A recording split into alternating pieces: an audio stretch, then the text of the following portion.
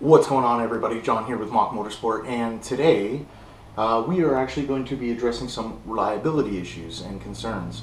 Not that this car is inherently unreliable, it's just that we're going to be taking this to the racetrack. I've already competed in one race event, and actually I went to a school event as well. And the one thing that I noticed, and I know a lot of you noticed, or probably noticed with your 86s, is that they do run hot consistently at the track. I'm finding that my water temperatures are staying at around 90 degrees Celsius, and but my oil temps are really increasing.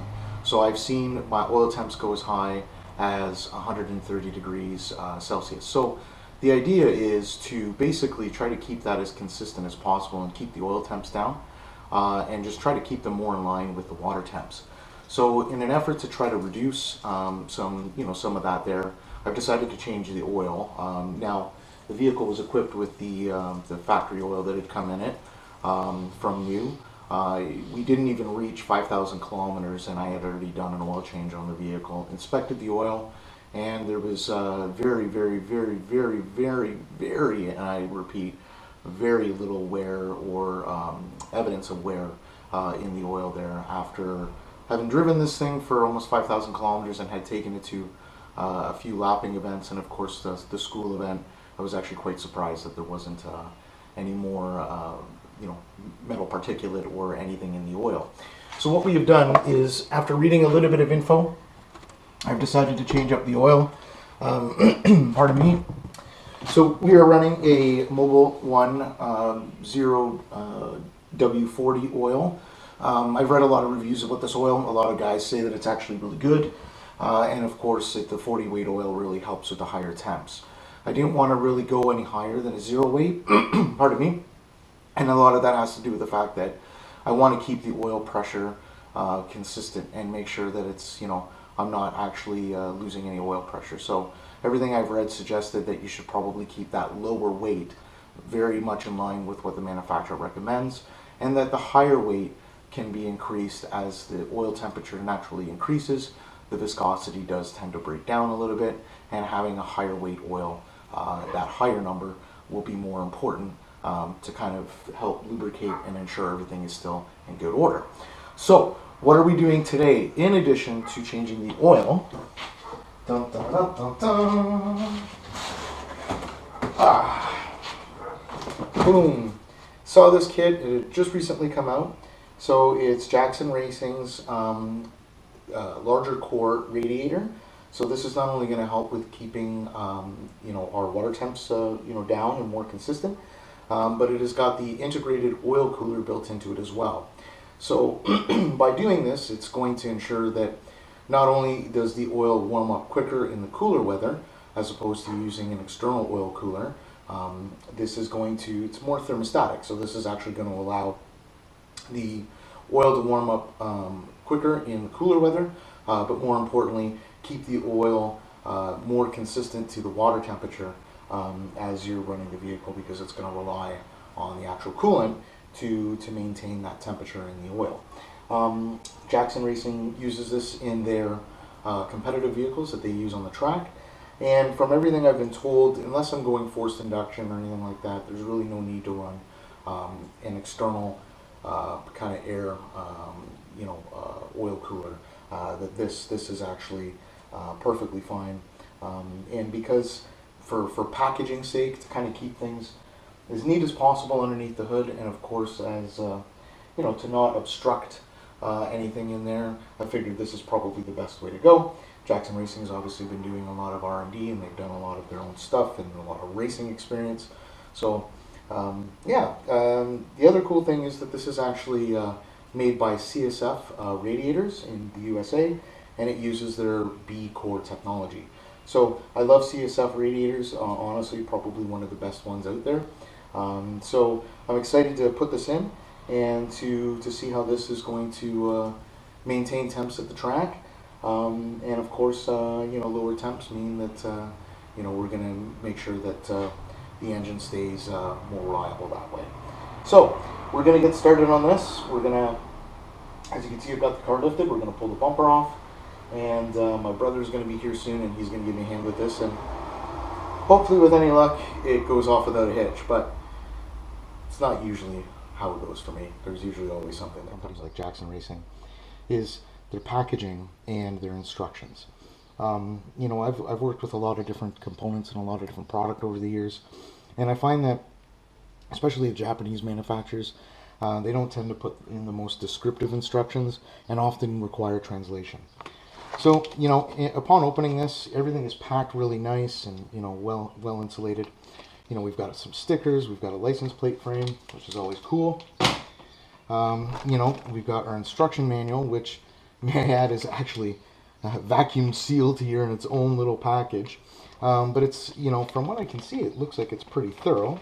And we'll cut this open and just have a look here. Let's see what it's about.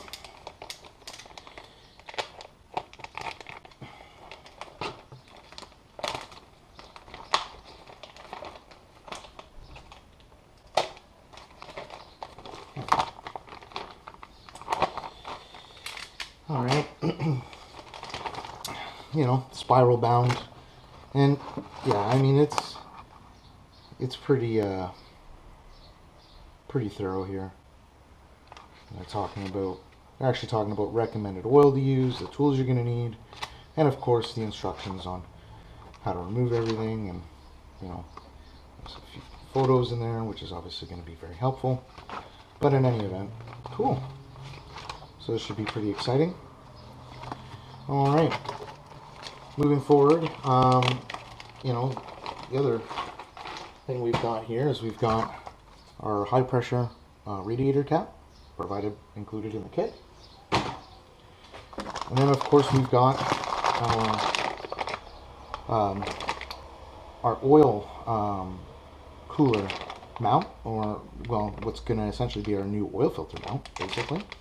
So this is where the oil filter is going to live now. And of course the fittings. So that's obviously pretty neat.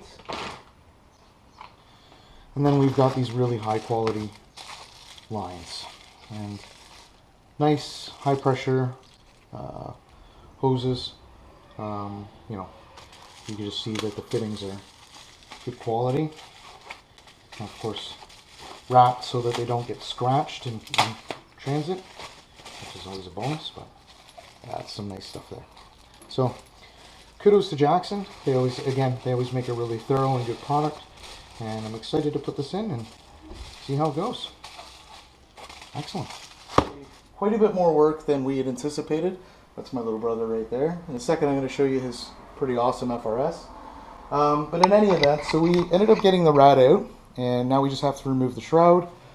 The one big snag that we had run into is when removing it, the AC condenser, the little 10 mils that hold the AC condenser to the rad, they can get in the way. And then some of the wires and various clips that are kind of held into place. Otherwise, I mean, it is a little bit of a wrestle. You got to kind of finesse it, and you know, we did struggle a little bit with the rad hoses. You know, we're going to reuse the rubber hoses. I've read some kind of mixed reviews about rubber versus silicone, and honestly, I'm not forced. There's no forced induction here. I don't really need the high heat, you know, kind of protection that the silicone offers. But the one thing that is consistent amongst all the silicone hoses that everybody says is that you can always smell, it's porous, you can always smell coolant. And in a track atmosphere or a track event, the last thing I want to do is constantly smell coolant and being worried that I'm puking coolant out everywhere. All right, so we're going to get onto transferring this rad shroud onto the new rad, hopefully dropping the new rad into place, and that should all work. But in the meantime, we're just going to hop out over here so that you guys can see my brother's FRS. So, rocket bunnied, sitting on air ride, with some pretty sick ass wheels, and then it's wrapped in this really cool kind of matte gray finish. What kind of gray is it? It's like a battleship gray. Like battleship gray, but anyway, pretty dope. It sits low, but yeah, I think it's pretty sweet. He's into that whole hard parking thing. I kind of like track stuff. That's okay. Right? Alright, so we're going to finish this up and see how it goes. Alright, so we've got everything all buttoned up as far as the rad and the AC condenser. And we've also got the oil lines done as well. The only thing we're doing right now is we just got our little burp system so that we can bleed the coolant.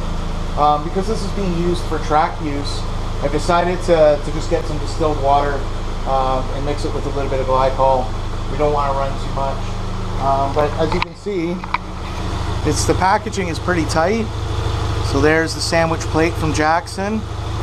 There's our oil lines, and then we've got another oil line there. And then you can kind of see the end of it. And then we have another oil line just down here. So this, in essence, is the oil cooler. And then, of course, the rad is the remainder of that. So all in all, the install, I would say, was actually a lot less intense than I kind of anticipated. You know, a little bit of work to do because we're not using a lift or hoist, rather. But all things considered, everything is buttoned up. It's idling. It seems to be running pretty smooth, and we'll get it to temperature and burp out the system and see how it goes. And then if everything's good, we'll just double check for leaks, put the front bumper back on, and we should be all set. Half hours to actually get this done from start to completion.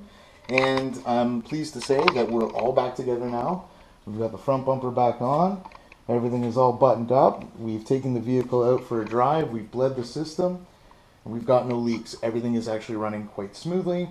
And I have noticed right out of the gate that the coolant temps are slightly lower than stock. They're sitting at just below 90 degrees. But more specifically, or more importantly rather, the oil temps stayed really consistent, and I've yet to see the oil temps hit 130 degrees Celsius, and that's under very hard driving. So I would say, all in all, everything is working as advertised, and I'm really pleased with this setup. I'm really happy with the packaging, honestly. The fact that everything is incorporated into the rad and I don't have this additional cooler sitting in the front just kind of keeps things a little bit cleaner. You're not running more lines and creating more holes or obstructions or anything like that, which is ideal. And I think the other thing too, the small added benefit is you're not really adding a whole lot more weight and more forward weight to the car. Not that an oil cooler weighs a whole lot more, but you get what I'm saying. But more importantly, I really like the sandwich plate here. I think they've done a really good job. As you can see, it is a pretty tight package. Everything is in there and leak free. And again, this is a testament to using good quality products. Obviously, Jackson Racing using American-made, domestically sourced product. Nothing against some of the Asian or overseas manufacturers, but there is something to be said about the manufacturing process and the quality of components used in some of the stuff that's sourced in North America versus somewhere overseas, for instance. I'm really happy with the setup, and honestly, for the money, I don't think you could go wrong. So if anybody's in the market and you're looking for a solution to kind of keep temps down, yeah, I'd recommend it. So that's the install. Everything's back together. Super pleased, and can't wait to get out to the track to see how this really handles the abuse at the track and the additional heat, especially with the weather that we're getting and the humidity. So I think it's going to be a good test to the system. Great. As always, guys, thanks for watching. Hit the like and subscribe button. I'm really pleased with the amount of traction these videos are getting, and again, I do this for your benefit. I don't get anything from these videos at all. I'm just a guy who's doing this anyway, and I figure I may as well document the process as I go along. Thanks for watching. See you later. So one take. Oops, what's cardboard? All right.